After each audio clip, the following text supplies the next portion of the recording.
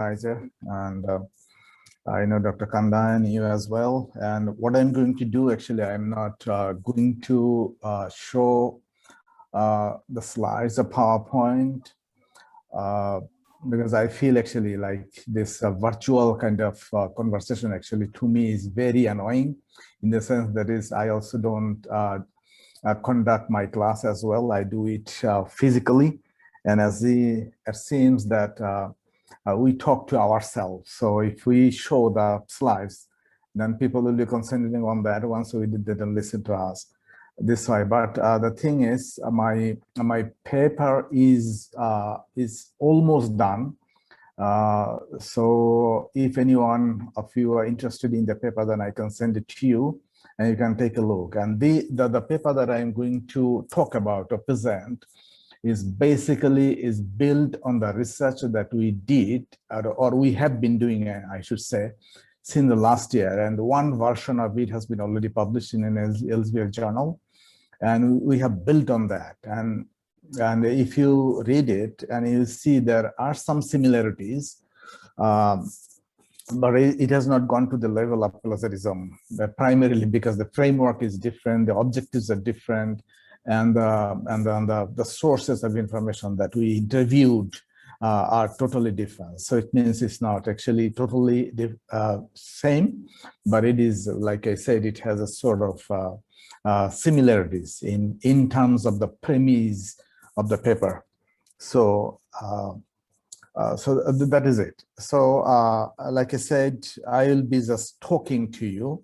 I'll be talking to you, and if you find if there is any comment that you want to make, and you can make, and if we just run out of time, and you can send me an email, and like I said before, that I will be happy to share my paper with you. And this is important primarily because that I am also planning to have it published somewhere, so your comments will be helpful. And you know, this topic is so burning, and the world is just concentrated only on this issue today. So, and the paper that I was talking about, is basically the initial one was concentrated on the global issues and global pandemic, and how does this impact on the global population, on the global different sections of population. And this particular presentation is going to talk from two perspectives. One perspective is the pandemic, we know that how the world has been engulfed by the pandemic, and how the particular section of population that is the migrant population, how they are being impacted. So that is something that I'm going to talk about. I hope I don't see you, like I see your face, perhaps you are not turned on the video, but it's okay, no problem. And I see that after that, and we will have the session that we have 5 papers, and I was with great interest, I was reading the papers, and I know that I'm going to chair that paper, so we have a kind of cordial conversations once we landed to that session after my talk. Anyway, the way I'm going to start is actually nothing new. Every single individual in this world are in this pandemic situation, so it's nothing new. But I try to give you a kind of impression how new it is and how important it is today for us, and how the particular section that we are talking about, the population migration, that how they are being impacted in myriad of ways, and we are not the policy people, so we are not going to talk about the solutions, and we can give the solutions, obviously. Like I said, the pandemic has forced millions of us to cancel our major life events, like weddings, for example, anniversary celebrations, for example, family events, festivals, religious gatherings, graduation ceremonies, retirement parties, and forced to just adjust to a new normal. And I'm sure that you already know about this word.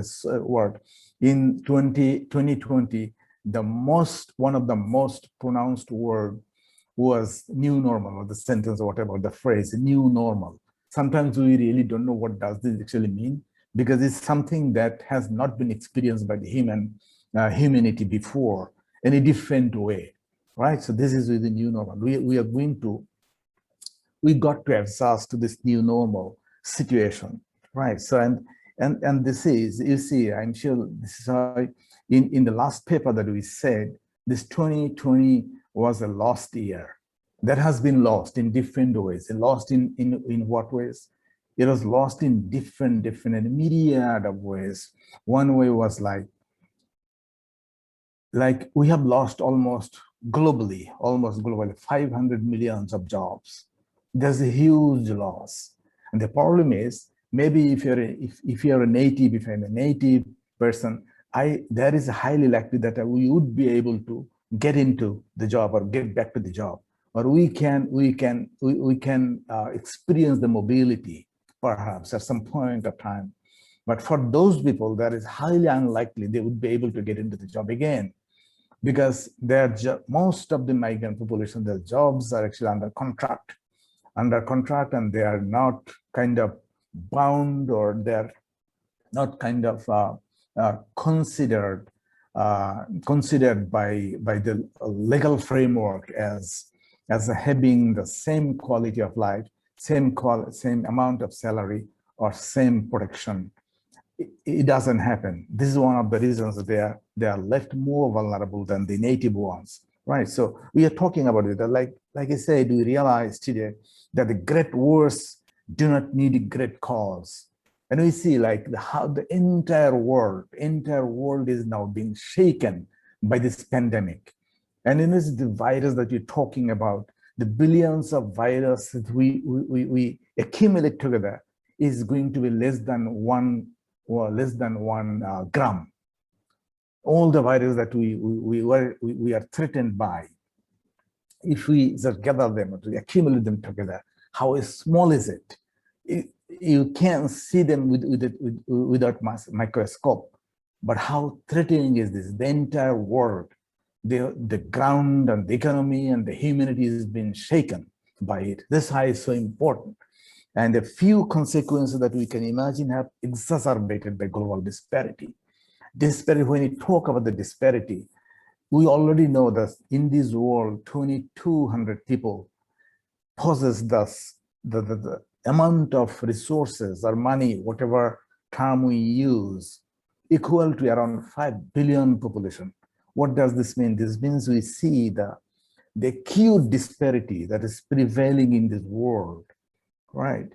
So it is being exacerbated, aggravated by this pandemic as well, because for the migrant population that we are talking about, they handle around $700 billion annually, and the income is being dropping. The jobs are being lost, and those who were stranded or captivated, they were struggling to go back to the country, and they have become in sort of caught in limbo, in the sense they are not welcomed by their country of origin.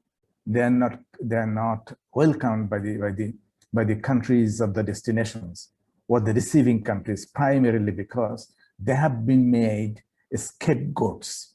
Scapegoats means actually you can hurl any kind of blames on them, because they fall easy victim, and you can hurl on the blames on them primarily because they don't have the protection, or they can talk against you because you are a native, right? So these are the things. And like I said, today we all know it's nothing new. Like I said, I'm not going to give you new information. You know that is a kind of repetition, though. About 140 million infected, 3 million people already vanished, and though 122 million is recovered. And in order to thwart the spread of this virus, and like as a few seconds back, I was mentioning that these people, it means the migrant community, they are being made a scapegoat to primarily, and because of that, because they are the easy prey for us to hurl any kind of blame on the shoulder. right? So this is why, and they are at some point of time, like early June 2020, we the policymakers and the powerful countries said, this is the migrant population are the what is that? Are the carriers of this virus. And this is one of the reasons they have been the victims. They have been the victims of xenophobia. They have been the victims of being captivated in a small place, crowded places. So that was something that happened to them. And why I'm saying this primarily because most of the literatures, most of the policymakers, most of the politicians, most of the researchers on academia, they actually didn't pay any heed to what is happening to the migrant population, right? So this is why this actually signifies or justify why this research is actually important. Like I said, it's an ongoing research. It has not been done yet. Though you started in February or March 2020, and is still ongoing because things are evolving so much. Things are evolving so fast. So you can't stop and you cannot conclude, right? So these are the things that is happening.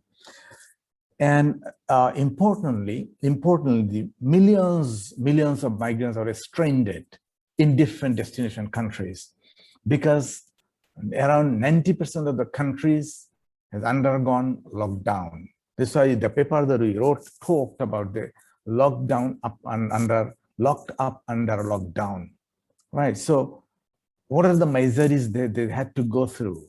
They had to go through the myriad kind of miseries, primarily because in Italy, for example, migrant population, those who are with a document, they were not able to go out of the house because in order for you to go out of the house to buy groceries, you need to carry documents. If you are asked by the police to show the documents, you got to show the documents.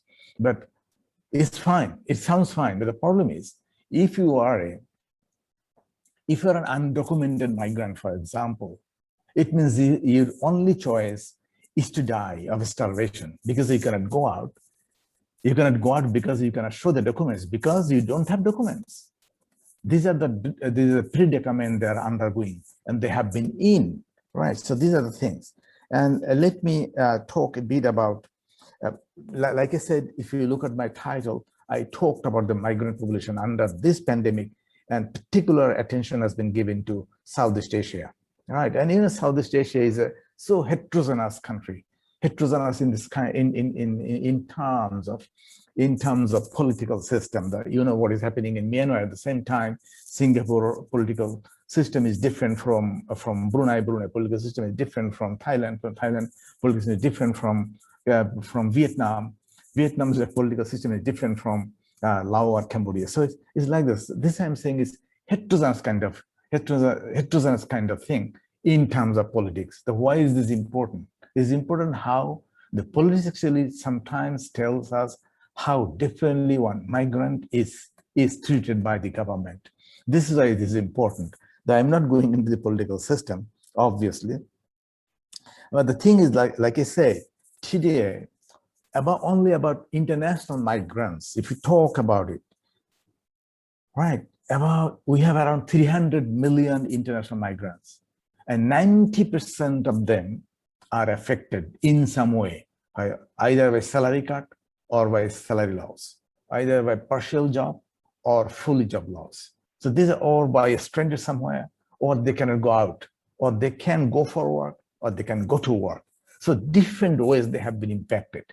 Why this section of population is not attended or addressed by the policy or the researchers? Because all the governments are really, really very busy with their own citizens, with their own political systems, with their own health systems, because the globally whole system is now broken. Right? So no exception for or to the Southeast Asian countries as well. Like I said, almost 500 million jobs have been lost. And we don't know because some of the researchers and scientists saw some beacon up of for 2021, but we actually don't see anything because again, the vaccine diplomacy came in, and the hegemony came in. Who are more powerful is showing up. You power. This premise has come in. So this is the problem that we are at the moment facing. That's why I'm no exception for Southeast Asia as well, right? And you see the number of vaccines that has been already rolled out, has been pushed in the US with the best quality. And what is the percentage of the vaccines that the Southeast Asian countries are getting? Negligible, and it is. And the rolling out, the speed is actually very, very slow, right? So these are the things. But the thing is, the good thing is, if you look at the fatalities in Southeast Asia, actually very negligible, right? I would say it's negligible in the sense that only Indonesia, only around 45,000 people died of COVID. But if you look at the population size, more than 300 million population, right? Around 200 billion population, you see, as compared to the US, is actually nothing. It doesn't mean that I'm undermining the rate of the death. I'm not saying that. And again, is Vietnam only 35, Brunei only 3, and Laos 0, no death. You see, which is good. Singapore only 30, Timor only 3. So it's as compared to the global, is a global scale. It's nothing, in fact. Which looks good. It looks good. But the thing is, how as a national rate, the rate of the nationality in terms of the death is low as compared to the world rate. But the thing is, this is the fundamental reason why we see migrant communities are not being very well taken care of. Right? They have been kind of kept captivated, but the policymakers didn't really pay heed to what to how they are living their ends meet. That is something actually not very well taken care of. They are confined, which is good. If you are kept confined, which is good for their health, but what about their food? What about their livelihood? This is why most of the interviews that we conducted, one answer we got. What is that? Very powerful answer. That is, they said, we are anyway going to die. If we go out, we die of COVID. If we stay in, we die of starvation. You see the pain and the heaviness of these replies, of this answer that we received from our respondents is extremely painful. Extremely painful. It has a lot of implications, actually. Like I said, if you look at this, we might be confused with the number of infections in Southeast Asia. We might be confused with the number of people in Southeast Asia died. We may be confused. But if you look at the gravity of the problem, that is totally different. The gravity of this problem is really grave. And if we take the migrants into consideration, then it's even graver, even worse. We have to take care of that, of this issue. I'm not lengthening the talk. I guess my time is almost over, and I will just show you one thing: because if you can see this one, I'm going to send it to you, to the organizers. They can send it to you. It is important how actually the economy, the politics, the country of destinations, country of origin, and their job, their income, and the COVID, how they have been are confined and captivated within this framework, how their life and the livelihood and the income and everything is interlinked. And if we look just from our white eyes, we may not be able to see or delve into the gravity of the problem of the migrant population. I guess I stop here. If there is any question from the floor, I'll be happy to answer. And then we wait for the next presentation and we next keynote speaker, then we go for our session. Thank you so much.